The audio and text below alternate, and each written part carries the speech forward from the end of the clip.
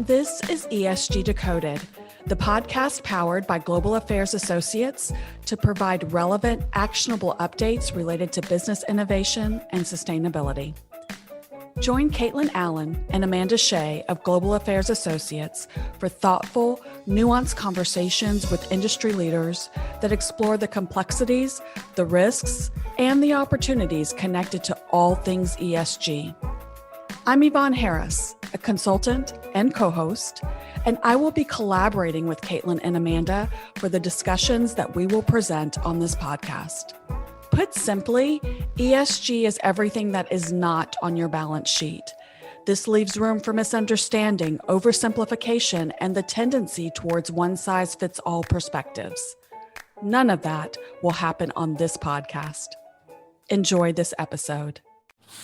This episode of ESG Decoded is sponsored by The Impact, a weekly newsletter that provides analysis of emerging technologies, research, policy, and trending news in the clean tech space in a short and informative way.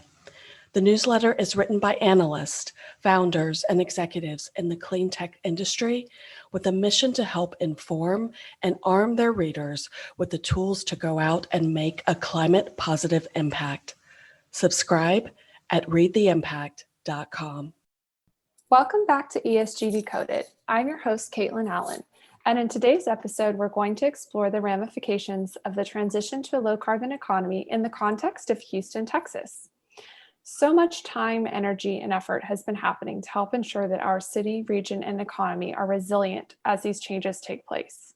Today, I have two of the most active people in this space, McCall and Kevin Doffing, here to discuss how Houston is preparing for the energy transition. Hey, how's it going? Great. We're so happy to have you. Hey, Kaitlyn. Hi, Kay. And before I launch into your bios, I just wanted to make a quick note here because I'm not sure if we've actually directly made this connection on the podcast yet. That's the question of how ESG relates to energy transition.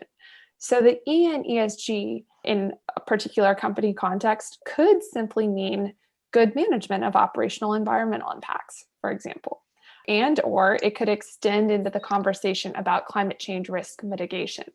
And so what we're seeing is that in high climate risk industries like oil and gas, there's a greater expectation to see proactive management of climate risk and how a company is contributing to solutions.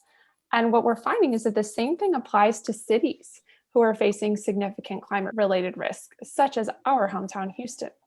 So without further ado, let me go ahead and introduce McCall and Kevin Doffing. Kay is President and Executive Director of the Renewable Energy Alliance Houston, an organization committed to enabling Houston to maintain its leadership in the energy industry. In this position, Kay works to build bridges between companies and professionals in the hydrocarbon and renewables industries. Kay has worked extensively in the conventional power, oil and gas services, engineering and construction, and manufacturing industries. She served as president, CEO, and board member of Noble Environmental Power, a wind energy company which operated wind farms in Texas and New York.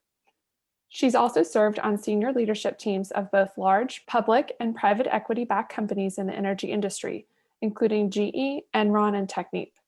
She began her career as a trial lawyer in Houston, and if I may say so, perhaps her most important position is as an advisory board member at Global Affairs Associates. Second, we have Kevin Doffing. Kevin serves in an advisory capacity for several clean tech companies accelerating business development for his clients. Everpoint Services is a service company focused on wind, solar, and storage assets. Terrapin Geothermics is a project developer of waste heat to power capital projects. Kevin also provides market intelligence reports on the energy transition to larger firms, including foreign consulates looking to advise their domestic firms on doing business in the energy sector. He also serves as executive in residence for Rice University's Clean Tech Accelerator, and he co-founded Houston's first renewable trade association, the same Renewable Energy Alliance. We'll also be referring to that as REAL in this podcast. So thank you so much for being here. We're excited to talk about this topic today. Let me start with something to just spark the conversation. Why are you in Houston? Kay, let's start with you. Well, I'm a Houstonian, and I wasn't born in Houston, but I got to Houston in my early 20s. And it just stuck with me. And I love the whole international aspect of it, the diversity of it, the pun intended energy of it. And then now I have adult kids here. So it's a dynamic, exciting, to me, welcoming place to be. And it just feels like home. So that's why I'm here. Awesome. Yeah, I'm here for the same reason I've stayed here. My parents are here. So my parents met in Houston despite being from McAllen, both of them, and growing up not too far away. The Doffings were that family that my mom was told to stay away from. And luckily, she didn't take that advice and went on a blind date with my dad to find out, oh, you're from that family. And for whatever reason, she went on a second date. And, here me and my brothers are, and my parents live a mile away from me with 3 kids under 6. You couldn't pay me to move away from grandma. That's awesome. We're a bit similar. I'm from Houston. I'm a native Houstonian. And we've got the grandparents and other family right around. So it's really nice to have the little kids and grandparents close, as well as aunts and uncles and all that good stuff. Awesome. So let's jump right into it. So what role do you see Houston playing in the energy transition? I think it's going to evolve over time. And Houston's the logical epicenter of the energy transition. It's the place with the talent. It's the place with the mindset. It's the go big or go home kind of place, which should be leading the energy transition and has been important, but there's a lot of work left to be done. Yeah, I would piggyback on that. I would say that I was just having a call with a friend that runs a private equity group for oil and gas.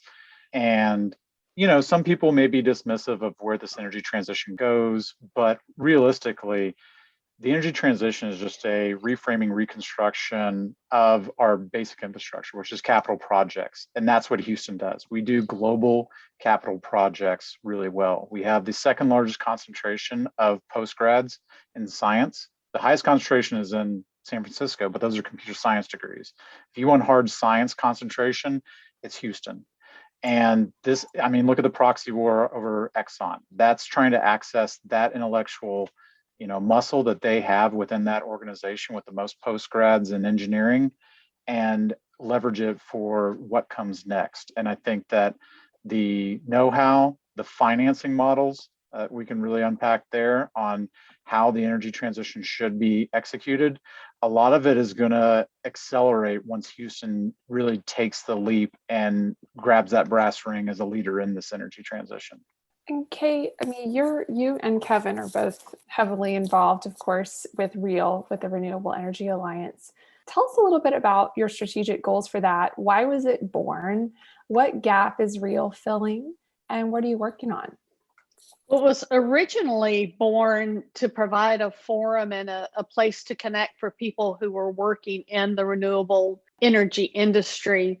But that as 2020 evolved, it became clear there was a broader purpose, and that is to provide information and access to different connections, et cetera, for people who want to enter the energy transition, really lean into it, primarily in the renewable energy space.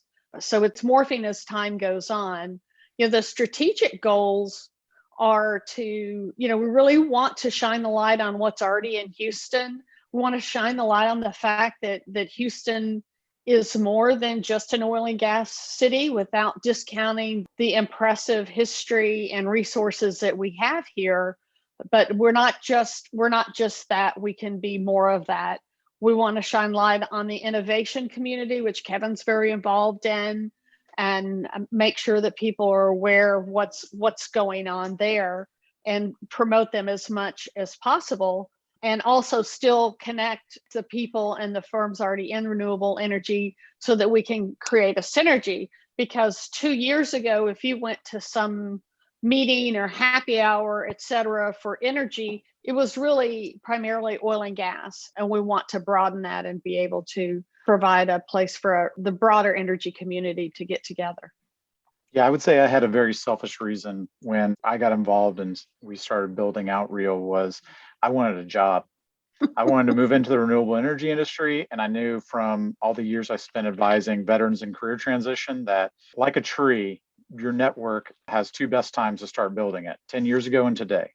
And so I wanted to do something for veterans because that was my background in building community, and I wanted to bolt on to a trade group that was already existing in Houston. And in talking to some of the folks that were already instrumental in the community, that didn't exist. And so I was like, well, I kind of do this for a living right now. Do you want me to help with that? And that's how I got involved with Real on the leadership side.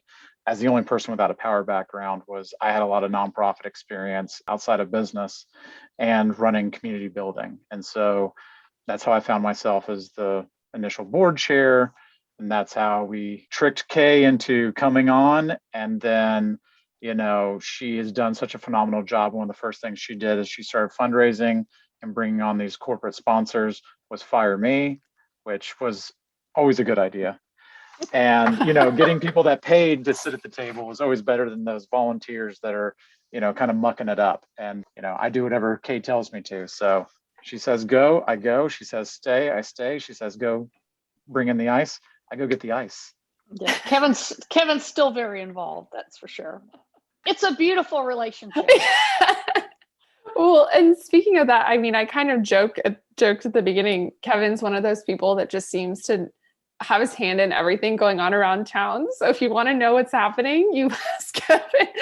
And so let me give you a concrete question here on that. So the Rice Alliance, of course, has been very active. Could you tell us about some of the things that you're seeing happen there that have the potential to be game changers? Yeah, so, great timing. We just had the advisory board meeting as we're kicking off. We've made a selection of 12 startups that are going to be coming into the program. We had a field of about 70 or 80 that applied, and we whittled down. And then we went through a really great consortium of advisors from all the different sponsors. And I won't start listing them because I will definitely forget somebody, and that's a good way to get in trouble. I practice what doctors preach, do no harm when it comes to funders. So as we get into this, we had a really good slate that we could look at from the project finance. We had companies applying that had over 20 million in recurring revenue annually. Those are not startups, in my opinion. But we had people that were in the ideation phase to university spinoffs, folks that had, prototypes that have been validated and they're looking for deployments. And some of those are better fits for some of the other RICE programming, like the Energy Venture Forum, where you're going to get in front of companies and pitch. And those are for more small business, established startups that are trying to get their thing out into the world and get those deployments. But what has been really lacking in the Houston market is this wide end of the funnel. How do we cultivate and develop locally, but also attract? So, almost a quarter to a third of this cohort are going to be Canadian. So, we have this really strong international pull that's coming into this program and coming into Houston. Houston's a very international city as the energy capital of the world. And so I think that what this is going to do is just be another feather in our hat. It's going to augment and complement a lot of what Greentown Labs is doing for these ideation and prototyping companies, along with those later stage building companies that are going to be in the East End Manufacturers Hub, or with the project I'm working on with Canon. And so I think that, we've got to build out the early stages of the funnel and the development. It's kind of like building your baseball team. You got to start with a single A to get to the double A to get to the triple A. And if you don't just start out and try and build a major league team without having a really strong farm system. And that's what we're building out right now. Awesome. And I know you just mentioned what you're working on with the Canon. Let's talk about that for a second. I know you've been working on this concept of a manufacturing hub for some time now. Tell us about what you're working on, what the process behind that is, and the reasoning. Yeah, so I love working with startups. I love the ideation. I love the excitement. I love the energy. Where others see problems, solar panels are dirty and they don't get recycled. Great, sounds like a business to start. And that's the energy and excitement I like about the industry. And I find two age demographics in that space. They're either under 30 or over 55. And because they're well tenured, I'm actually more optimistic about the economic opportunities for the over 55, 30 years in oil and gas crowd, because they know how to go make money and they have the expertise and they know the gaps and they know how to build projects and make money. And so that's really where I lean in on the commercialization where do you make money? Because I think that the best source of funding for a business is sales. It's non-dilutive. It kind of helps you. And most investors typically like to see you do it eventually. And sometimes the startup game gets a little wrapped around the axle, putting the cart before the horse in, chasing investors at the expense of all else, when investors need to know that you're going to make money, and you make money off of customers, not this musical chairs game of investment. And so what I've been positioning is that we need to make sure that we build the energy capital of the future here by having the jobs, by having the equipment, by having the orders, and everything else that leverages what our existing infrastructure, business, and finance markets already have available. And so we need to accelerate these late stage companies that are building prototypes, that are going out into the field, demonstration projects. And that's a really murky, messy, gray area, because it's really easy to have incubation, acceleration, all these different things. It's easy to get excited about an idea. It's really messy when you get into the execution of these things. And so, if you're building out a company, you need 1,000 to 3,000 feet of actual floor space to start manufacturing these things. And that's where I'm partnering with the Cannon, because they have this amazing co-working space. They have the sand volleyball pit, they have the church, they have the bar, not co-located, but not too far apart either. So you can get your church in after you do whatever you got to do, or vice versa. And so, they have all these high amenity things that are really great for everybody to come in. And I need 4, concrete walls and MEPs to just build things. And so the idea is we tranche that off into 1,000 to 5,000 foot sections, and we bring in these late stage companies that are post Series A. They've already raised, they have money, they have budget to do things. They're on the cusp of already securing orders, and they need to start fulfilling them, oftentimes with Houston-based companies. And being closer to the wellhead in the energy corridor by your customers is going to accelerate your sales cycle and your process, because the bigger the project, the more time it takes to get to know those people and work with them. And what better way than to be right around the corner having lunch with them and manufacturing with them and securing orders. And so that's the idea, is that it's more of a private equity model of financing than it is a venture, because these are the kind of companies that you want to buy into, but also they will need project financing and have returns on those projects that are financed. And so I just think that we're a city that builds physical things, and we need to do more building right now. And we don't have to wait 5 or 10 years for a silver bullet to come in from some new technology. There's business model and financial innovation that can happen right now. We can start building companies that will be here in 50 years and employing thousands of Houstonians. But we can get that started today. So Kaitlyn, if you kind of go back through what Kevin just said, he has touched on in that little bit what Houston has that's made it so important in the oil and gas space. It's got the academic resources. It's got Rice, it's got U of H, and it's got Texas A&M. All of them have been active in oil and gas. It's got an attitude towards innovation, technology, and creation. All of that's been big in Houston, whether it's out on the energy corridor or wherever. Capital, there's been plenty of capital that's come out of Houston that's powered oil and gas. Operational capability, you've got some of the best operating companies that you could find anywhere in the world in Houston. Those are all made up of people, professionals and others who are working in Houston. Manufacturing capability in oil and gas, you drive out to the southeast side of town, you see the refineries and all that's there, but even more, and then the port. So you've got all of that, which has contributed to make Houston important in the center of the oil and gas world. And all of that can be redeployed, and much of it's being redeployed towards what we call the energy transition. The reality is the energy industry has never stopped transitioning. It's just now it's moving more towards lower carbon options. But on top of all that, something else that Houston has is the mindset. It's we're going to go after it, and we're going to go after it big, and we're not going to be afraid to fail. You look at what Kevin did just in his own professional life. He just said, okay, I'm going to reinvent myself. And he has. And now in less than 2 years, Kevin's a very common name. People know who Kevin Doffing is if they're in renewable energy. 2 years ago, that wouldn't have been the case, but he just remade himself, and Houston is open to that. And Houston embraces people who are willing to take a stand or willing to take a chance and put themselves out there. And those are some fantastic ingredients that Houston can call on to continue its leadership role in the energy industry. I do want to follow on something that Kay said. When my name is uttered commonly in renewable energy circles, it is often preceded or followed by an expletive. So I mean, like, let's just call it what it is. It's not always the place that everybody wants to be, but that's where I find myself. So, Well, I was just reflecting as you were speaking, Kay. That's very much true of my own journey with starting Global Affairs Associates as well. I was here, didn't see any jobs I wanted to do, or didn't get the ones I had applied for eight and a half years ago. So I said, well, let's throw out a shingle. Let's see if I can do something with this very bizarre expertise that I have.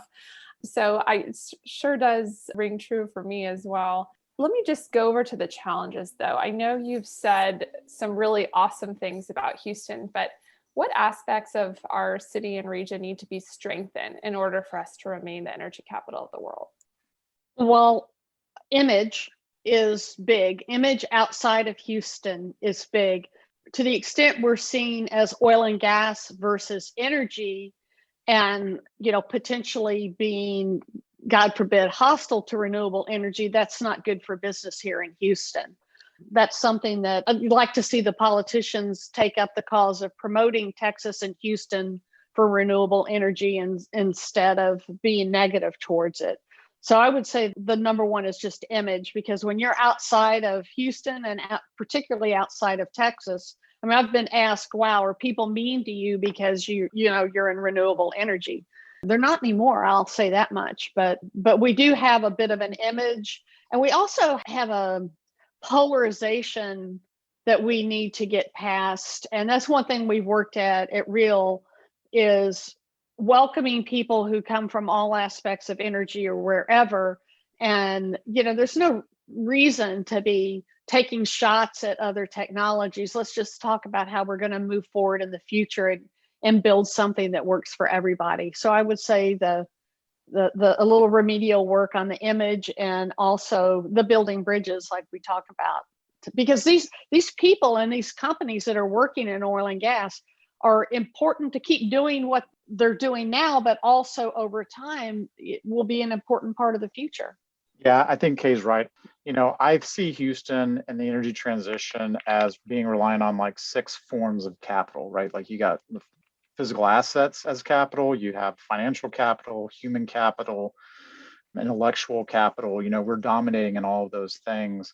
But when it comes to political capital, there's anti-renewable bills in Texas. I mean, there's so much work and economic opportunity that it's kind of like trying to snatch defeat from the jaws of victory. We kind of got to get out of our own way, and we got to have people who understand how this is. Because when I hear, people on different sides talk about it, either they don't understand energy and they want fracking shut down, which is not viable and not smart, or they talk from like a 1990s playbook that wind is killing birds, and like they don't care about birds, but they're trying to like snipe on the things that they can field. And it's just meaningless conversations in some of those levels, and somebody's got to get out there and educate them. And the last form of capital, by the way, is something that Kay's crushing it, which is social capital. And that's what REAL is really fulfilling, is building that connections between everybody. And I would say that's actually the most important thing, because it accelerates everything else happening. And so the work that she's doing and everybody at the Renewable Energy Alliance has a tremendous outsized impact. And it's not a high cost to get everybody together and have beers and share ideas. But if you don't have that, and you don't have a community, and you don't have the people that are forming these new companies and helping each other find jobs and doing all those kinds of things, everything else is just going to happen in silos and really, really slowly. Yeah, we need to attract the innovators too, right?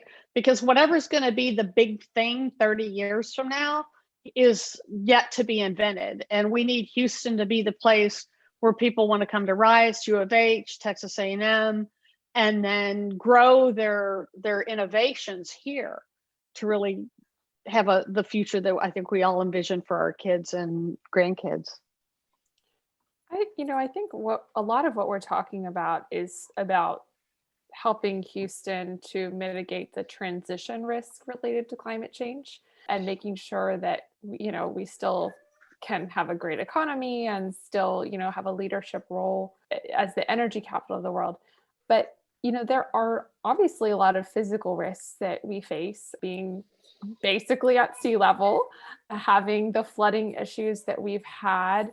I know that there's definitely an image outside of Houston of what, I've heard from friends. I've tried to recruit some people to Houston. They're like, are you kidding me? Did you see the Harvey pictures? So we actually have this physical problem too. Is that something that folks are working on, or is that a connection that needs to be made across the engineering departments and the city's climate resilience plan to this transition risk? I think that they're already working on that. That's a big piece of the climate action plan that the mayor's office put out on Earth Day last year. And I think that you're feeling more acutely the changes that are happening inside of cities because of overdevelopment, poor planning. I know with Harvey, there was a lot of talk, well, Houston's not zoned, and that's what happened. I would say our lack of zoning actually fosters a lot of the reason that we don't have race riots and other things, because we're actually a very blended city. So like you can build what you need to, and the economics of the market drive a lot of that.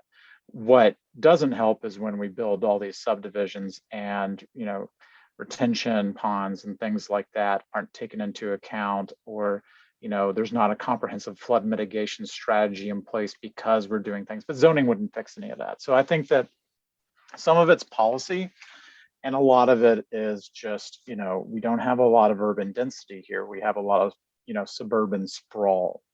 And now that we have a lot of suburban poverty, we're having gentrification on the inner core. And so, there's a lot of moving pieces that complicate everything that we talk about when you talk about like the movements of people because of climate change.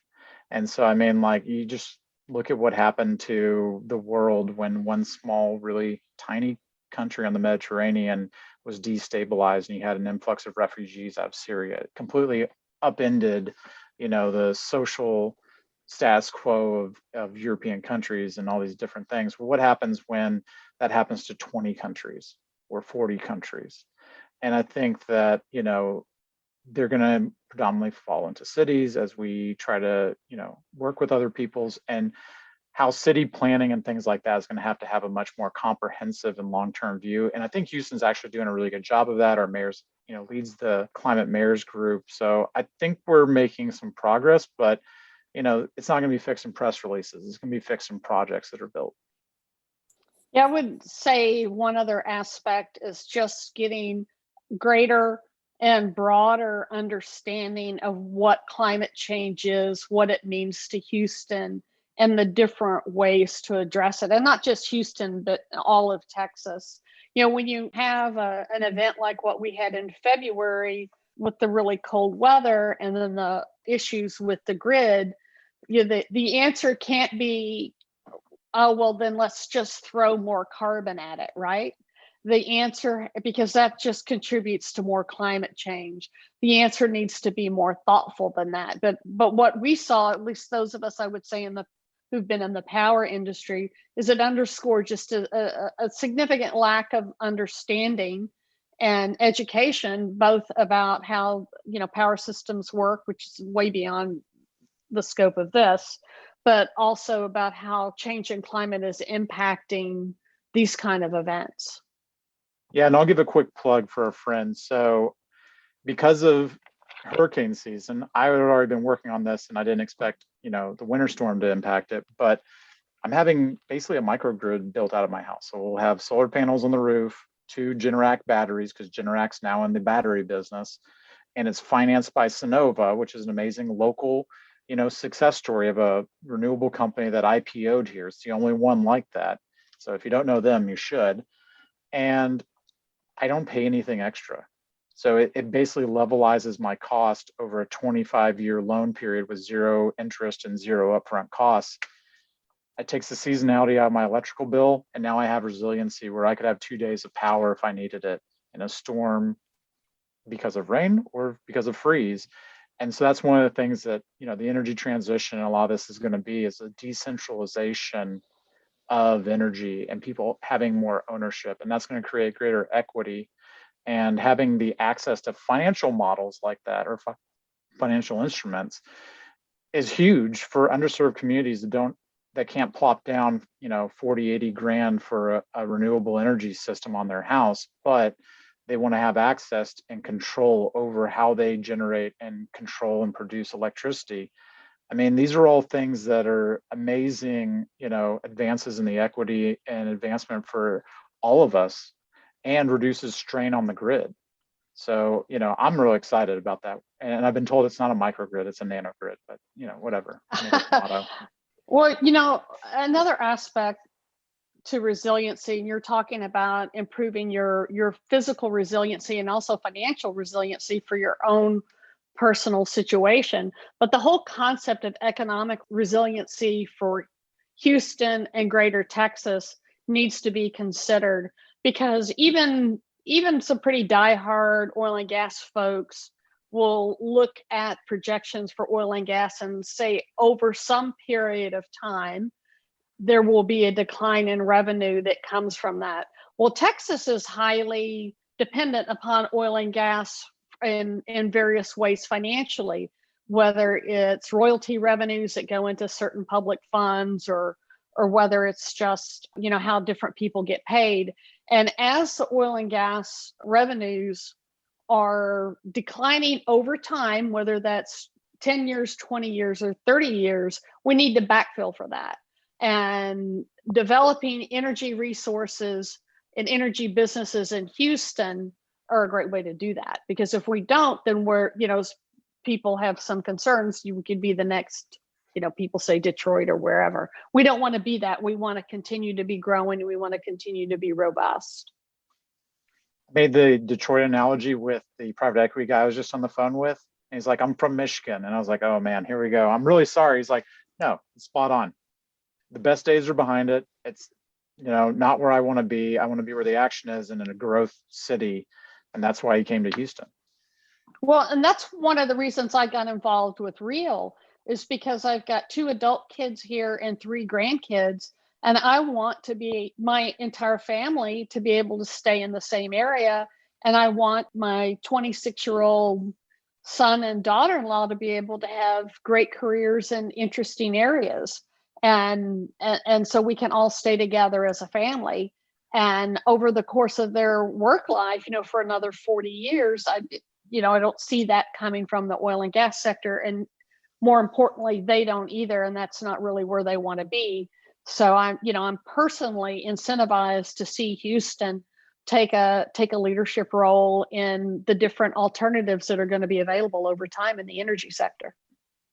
Yeah, I mean, one of my previous businesses was I owned brick and mortar retail. And I'll tell you that when everything was great, it's awesome. You can trace conventional strategy, but as adoption of e-commerce and, we were selling PPE to oil and gas companies.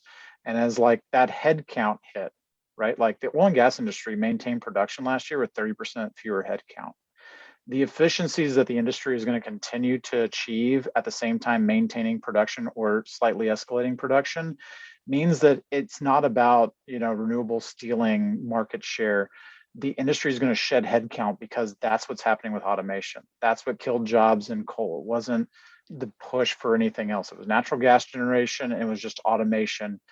And, it's painful to be on the backside of a business model curve when every year you got to fight harder and harder for the same dollar that you had the previous year. And it just breeds a very negative mentality. And I don't want to be in that. And I want to be in something that's growing, that's launching, that's exciting, that is a little of like, well, how are you going to fix this in the next 5 years? I don't know, but let's figure that out. And that's where I see this industry at right now. And that's the exciting thing.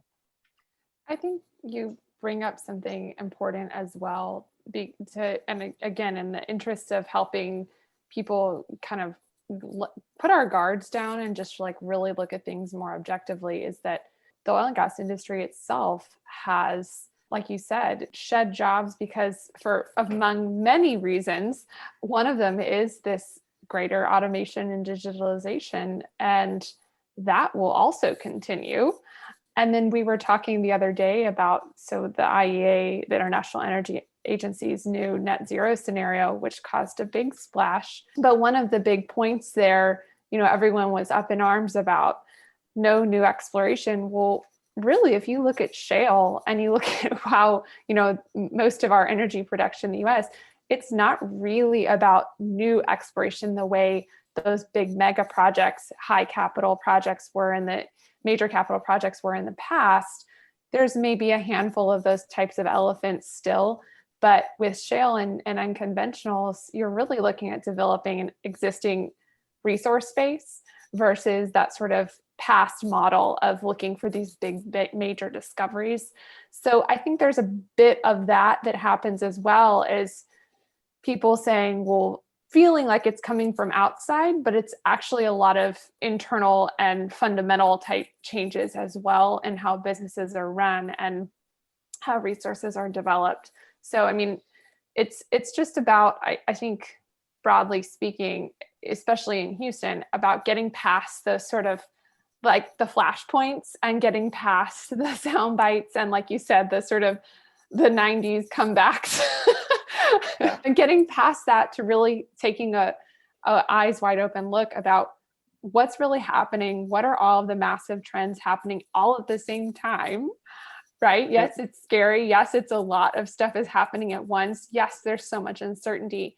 And in that space, how do we move forward and actually go towards solutions and make some money, And I think, unfortunately, people fall more back into that like emotional, political type responses when they feel threatened, instead of seeing the opportunity and also just seeing things more objectively for what they are, which is all these other factors in addition to some of the political things that are happening. So, well, there's been messaging along that line, right? Where people were given some messages that renewable energy is coming after your job, or there was some of the language that was used. I went to a couple of conferences back when we used to go to conferences that were oil and gas focused, and I was surprised that still, and at that time it was 2019, there was that kind of a monologue going on, saying climate change isn't real, and here are all the things wrong with this form of renewable energy or the other. And the problem is, one of the problems is just counterproductive to Houston moving forward. You don't have to believe in climate change to want to see Houston take a leadership position. But what you need to accept is the world is moving forward, and we can either chase it or lead it. The status quo is not an option. There is not a status quo option for Houston. So either we're going to grow in the direction that the energy transition goes, or we're going to decline, a la Detroit. We have to decide which we want to do. The status quo isn't available. Yeah, I remember being at a party, and there was a guy who owned a field service company for oil and gas, and he was just like, it's BS that we can't get financing to, grow our business. And I was like, oh, why is that? And basically he was explaining how they're over levered. And I was just like, well, I mean, not making money. I don't know why you want to throw good after bad. And he was kind of taken aback. He's like, it's not bad. We're just not making money this year or last year. And I'm like, well, I mean, if I advise a small business and they're losing money 2 years in a row, I don't usually advise them to go to a bank and take out money to keep, ongoing operations. Because I was at a thing with the Dallas Fed here in Houston, and the economist was talking about how over the last 10 to 15 years, you could have put money into two places and it would have been better than oil and gas. You could put it into any industrial sector and made record returns, or you could just put it in the ground, because the oil and gas sector was the only one that lost money in the American publicly traded market. There's obviously so much behind that. And I know there's been so much written and talked about how the shale revolution did an incredible thing by unlocking all of these resources that we didn't previously have access to, and sort of the questionable financing thereof, which we definitely don't have time to get into now. But I think all of the exploration and production companies know and understand that, which is why you're seeing moves based on, Kim Ridge is very influential as a firm. You have firms cutting their CEO pay. Marathon Oil is one of those that recently, announced a reduction of 25% in compensation. So I think, this is not just, again, it's not one factor. It's a lot of things happening at once and a lot of macro and micro trends coming together to influence and shape where the world is headed. So Kaitlyn, I want to make sure, and I know Kevin feels the same way, that, well, I shouldn't say that, I think he does, is that, oil and gas is still important, and oil and gas is going to be important for the foreseeable future. And advocating for Houston to grow into these other areas is not in any way meant to take away from the contribution that the oil and gas industry has made on the positive side, both domestically and internationally. It's just that times are changing, and there are certain factors that mean we need to look beyond oil and gas. And it's going to take a long time. I don't know how many years. Nobody knows how many years. But it's just something that you don't want to be chasing it later. You want to be leading it now. And I think that's really where we're coming from. That's the perfect way to wrap up, Kay. I think we're all, as Houstonians, we know and love and have benefited greatly from people who've worked very hard in the oil and gas industry. I think we all recognize that. And like you said, this is about shaping the future, and just been a great conversation. Kevin, did you want to add anything to wrap up before we sign off? I just always do what Kay says, and I agree with everything that she says. It's a beautiful friendship. Well, I will sign off. Thank you for listening to ESG Decoded. Subscribe to this podcast wherever you consume yours, and follow ESG Decoded and Global Affairs Associates across social media platforms. Until our next episode, take what you learned today to drive long-term value for your organization by doing good for people and for the planet.